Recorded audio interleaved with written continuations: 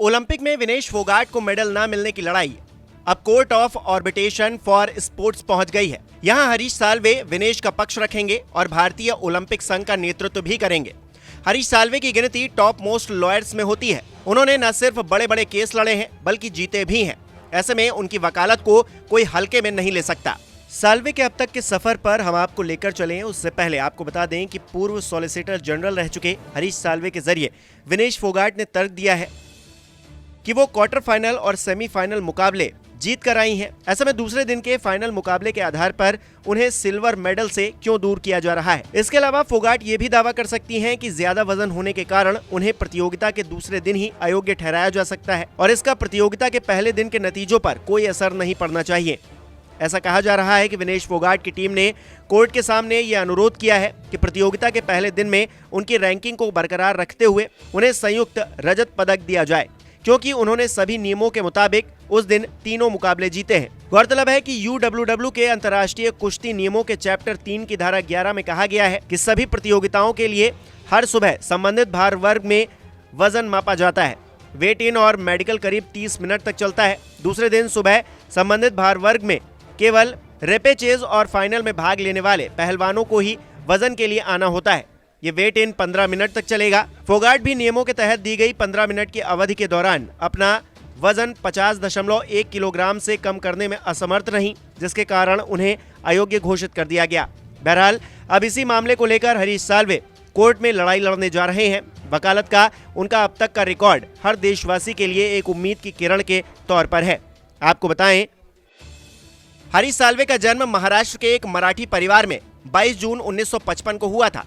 उनके पिता केपी साल्वे पेशे से सीए और उनकी मां अमृति साल्वे डॉक्टर थीं। हरीश के दादा भी काफी फेमस क्रिमिनल लॉयर रहे हैं, जबकि हरीश के परदादा मुंसिफ थे। हरीश ने भी अपने परिवार की विरासत को बखूबी आगे बढ़ाया और आज वो देश के सबसे फेमस लॉयर हैं। हालांकि हरीश साल्वे आज जिस कद और पद पर हैं, उसके लिए उन्होंने काफी मेहनत भी की है। हरीश साल्वे ने नागपुर के Saint Francis de Sales high school से अपनी पढ़ाई की है, जिसके बाद उन्होंने ICAI से चार्टर्ड अकाउंटेंट की पढ़ाई पूरी की और फिर नागपुर यूनिवर्सिटी में LLB में एडमिशन लिया।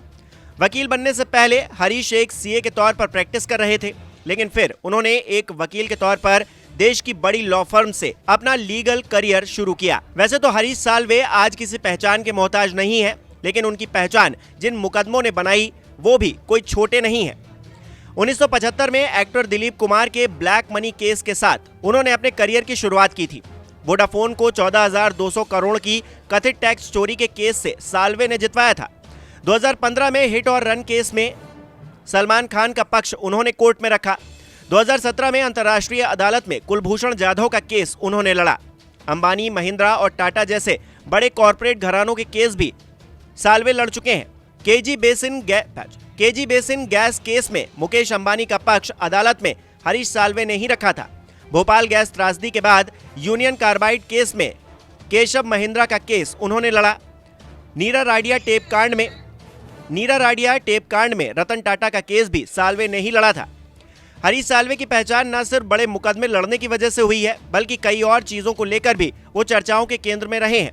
जैसे 2017 में ICJ में कुलभूषण जाधव का केस लड़ने के लिए साल्वे ने मात्र 1 रुपए फीस ली थी।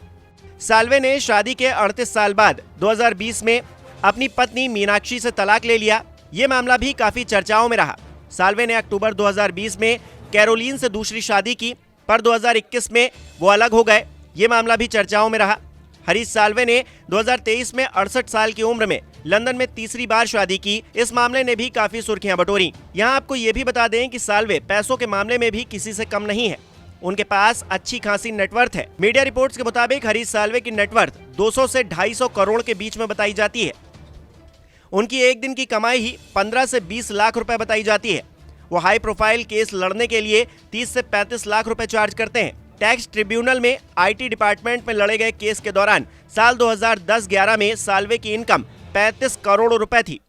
टाटा, ITC और रिलायंस जैसी कंपनियां साल्वे की क्लाइंट लिस्ट में शामिल हैं। बहरहाल साल्वे एक बार फिर चर्चाओं के केंद्र में है और देशवासियों की सारी उम्मीदें उनसे जुड़ी हुई हैं। इंटरनेशनल कोर्ट में अपनी शानदार दलीलों से कुलभूषण जाधव की फांसी की सजा को पलटवाने वाले हरीश साल्वे अब अदालत में विनेश फोगाट का पक्ष रखने जा रहे हैं। ऐसे में साल्वे की दलीलों और अदालत के फैसले पर हर किसी की निगाह रहेगी, जैसा कि हर कोई उम्मीद कर रहा है कि साल्वे विनेश को न्याय दिलवा कर ही रहेंगे। गौरतलब है कि ओलंपिक खेलों के दौरान या उद्घाटन समारोह से पहले 10 दिनों में होने वाले किसी भी विवाद के समाधान के लिए CAS को स्थापित किया गया है।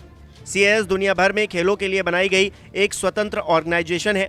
इसका काम खेल से जुड़े कानूनी विवादों को खत्म करना है। इसकी स्थापना साल 1984 में हुई थी। इसका मुख्यालय स्विट्जरलैंड के लॉजेन में स्थित है। वहीं इसके कोर्ट न्यूयॉर्क, सिडनी और लॉजेन में है। नमस्कार, मैं हूं मानक गुप्ता। अगर आपको हमारा ये वीडियो पसंद आया हो तो इसे लाइक और शेयर जरूर करें, और हाँ, हमें सब्सक्राइब और फॉलो करना ना भूलें ताकि आप देश और दुनिया की कोई खबर मिस ना करें। तो जुड़े रहिए हमारे साथ और देखते रहिए News 24।